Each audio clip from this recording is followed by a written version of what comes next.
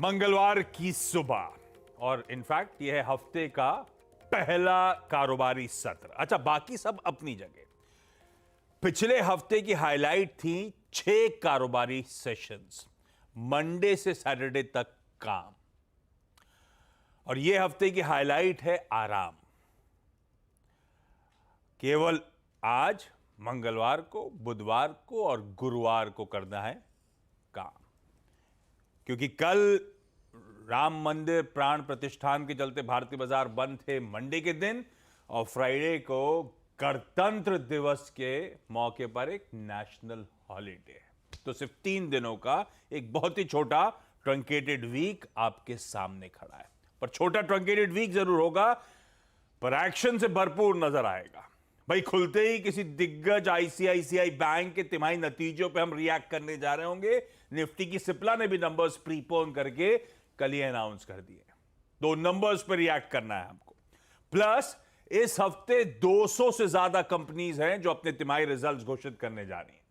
और हमने पिछले हफ्ता अगर एग्जांपल है तो देखा है किस तरह से रिजल्ट्स पे ईदर वेज शार्प रिएक्शंस देखने को मिल रहे हैं। तो नतीजों की अहमियत और बढ़ती हुई। खैर, आज उस कड़ी में एक्सिस बैंक और बहुत सारे वायदा बाजार के नंबर्स आएंगे। जब इवेंट कैलेंडर लेकर आऊंगा तब वो सारे नतीजे आपके सामने रख दूंगा। सेंट्रल बैंक के एक्शन रडार पर रहने वाले हैं। आज सुबह, अब से कुछ ही देर बाद, बैंक ऑफ जापान की इंटरेस्ट रेट डिसीजन सामने आएगा। उनकी 2 दिनों की बैठक आज सुबह भारतीय समय अनुसार तो 8 बजे खत्म होनी है।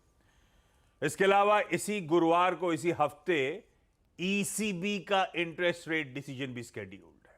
और इसी दिन गुरुवार को यूएस के जीडीपी नंबर्स भी अनाउंस होंगे।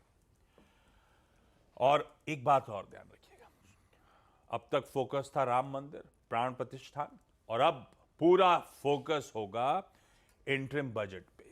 केवल 6 कारोबारी सत्र दूर हैं हम 1 फरवरी की उस बजट पेशकश से। अगले गुरुवार को वो बजट पेश होना है। तो अब पूरी तरह से बाजार का फोकस, और इनफैक्ट अब सीएनबीसी आवाज का फोकस भी उस इंटरिम बजट पे होगा। खैर, इन सब के बीच में गिफ्ट निफ्टी के संकेत।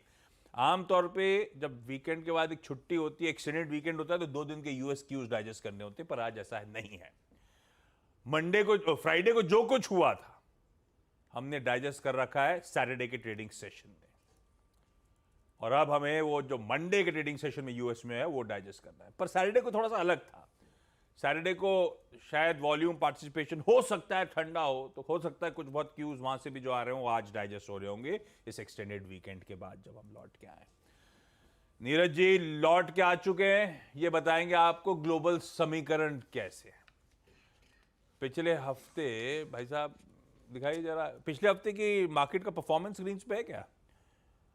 1.5% निफ्टी वीक ऑन वीक गिरा उन 6 कारोबारी सत्रों में। निफ्टी बैंक 3.5% गिरा। एफआईज की तरफ से 23,000 करोड़ की कैश में बिकवाली, और डीआईज ने 10,000 करोड़ रुपए के आसपास की खरीदारी करी। यह है पिछले हफ्ते के समीकरण। मूड थोड़ा सा बिगड़ा हुआ था।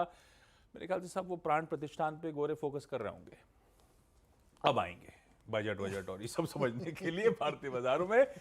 लेकिन हर्षदा बताएंगे आपको सारे इंपॉर्टेंट स्टॉक्स से न्यूज और रिजल्ट्स वगैरह, और वीरू समझाएंगे आपको कैसे निफ्टी बैंक का आज अप्रोच रखना।